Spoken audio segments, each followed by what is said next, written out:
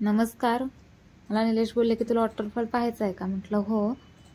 तर त्यांनी दाखवलेला मला वॉटरफॉल. हे बघा, म्हणजे सेम देवकुंड सारखा वॉटरफॉल आम्ही घरातूनच पाहिला. आमच्याच घराच्या मागच्या साईडला च्या खिडकीतून एक डोंगरावरती असे वॉटरफॉल तयार झालेले आहेत.